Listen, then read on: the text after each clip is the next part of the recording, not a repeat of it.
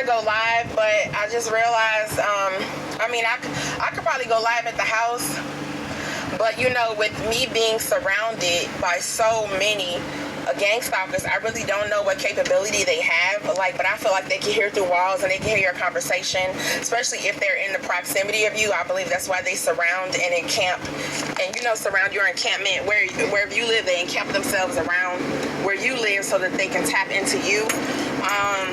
Excuse the way I look stressed out because, ever since going through this shit started in 16, it ages you, and then it gives you anxiety over time. So I just came out of my house and I didn't have my camera on, but I'm studying harassment from the same people, in various households, but this one specific household, the man, the father or the stepdaddy, she be having a couple men come over there, but I guess one of them the daddy to the kids and the other one is a boyfriend, or maybe the youngest, he the father to the youngest baby. I'm not quite sure, but I know that she have traffic from these two guys constantly, where they have to ride up and down my street, to get to her street. The girl lives like 2 or 3 houses to the right of me, but this guy, one specifically, he has this big blue truck. I don't know if I probably did have him on video, but I'm gonna get him on video too.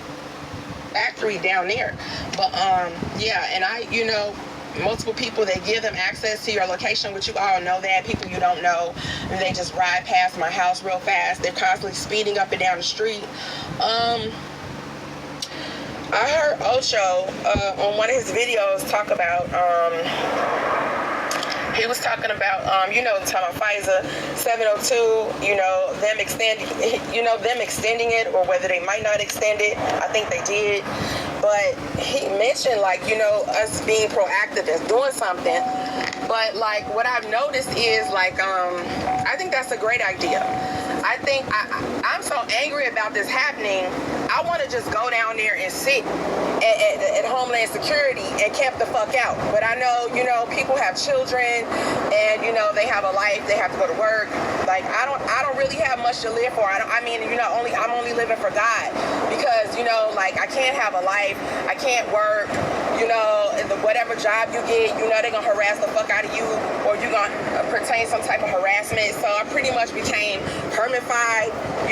I'll go out in public, I got to survive. I got to go to the store. I got to do this. I got to do that. But I'm not, in the public. I'm not in society. And I'm sure that's just how God wanted us, because he said to be in the world and not of it. So I'm that by default. You know what I'm saying? Because, you don't have to kick yourself out of society. They'll kick you out. But at the same token, okay, kick me out, but I refuse to be harassed. I'm sick and tired of it because it's making me sick. It's giving me bad anxiety where I have butterflies in my stomach. I'm shaking. So,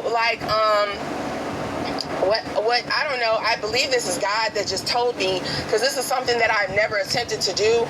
When situations come about, when the car accident happened, I think I showed that, and the guy had a passport, and I called the police and the police never came. I think we waited at least an hour or 2 hours